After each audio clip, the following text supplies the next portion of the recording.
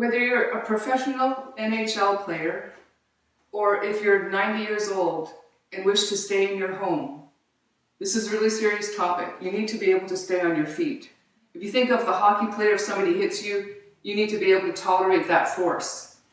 If you're feeble and 90, you're sitting in a chair, you need to be able to stand up and walk and stay on your feet. That's what these exercises are designed to do, to strengthen you for walking, running, skating, being a human being and staying on your feet.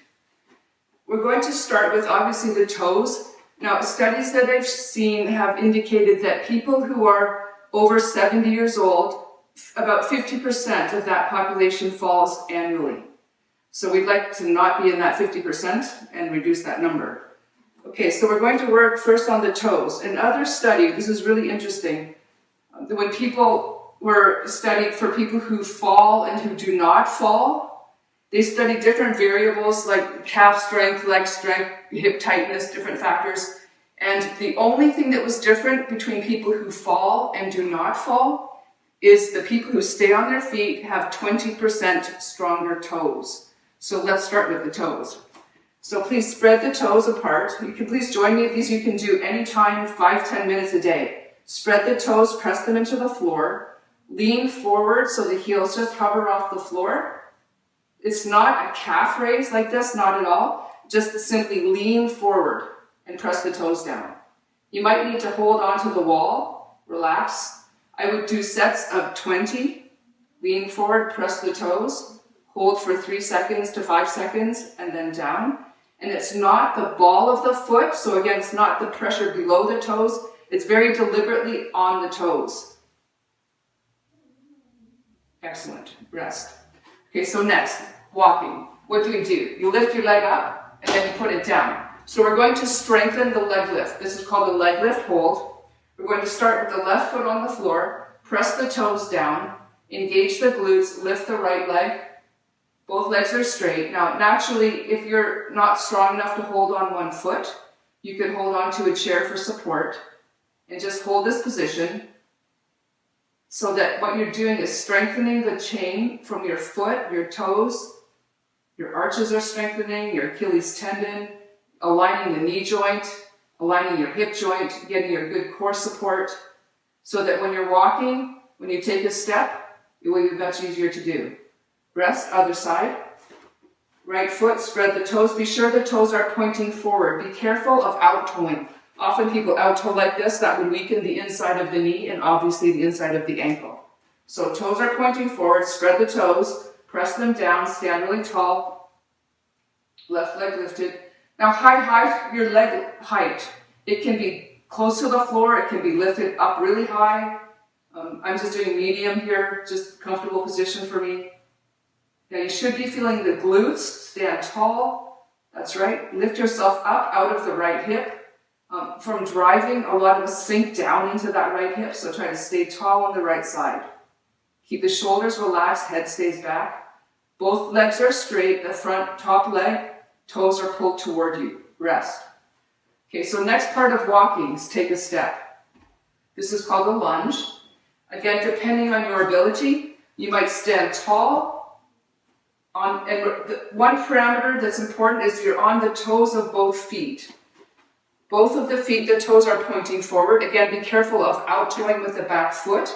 That would weaken the inside of the knee and the ankle, so the toes are pointing forward. And we're going to start with right leg forward, left leg is back. So you can be tall like this, or if you prefer, you can go down lower, again, depending on your ability. Okay, now, what are we looking for here? The toes. Good support on the toes. Your arches are strengthening. Heels are lifted, both feet. The back knee should be bent. The torso equidistant between the front and back foot. Shoulders are relaxed, head stays back. Now, if you're a professional athlete, you might hold the first position, the leg lift, for 3 minutes to 5 minutes. For the average person, you might just start with 30 seconds in each position. Rest. Now we're going to do the other side. Okay, now first of all, left leg will step forward. Go into your lunge. Again, you can be either high, standing upright, or you can go down lower, whatever is appropriate for you today. Tomorrow might be a little different story. Now you're on the toes, the hips are square forward. Again, body equidistant between front and back leg. Heels are both lifted. Stay tall. You might feel tension in the right hip. That's it. Lift yourself up out of the hip. You should feel the stretching in front of the hip flexors of the right leg. Here you're lengthening and strengthening the tendons that hold your hip, your leg on your body, and particularly the psoas muscle. This is an excellent one for evening out discrepancies between the right and left sides of the psoas. Just a few more seconds. Again, it's up to you. You could hold again for 1 minute, 3 minutes, 5 minutes, according to your ability. Recover. The next aspect of staying upright is if you lean forward, you fall.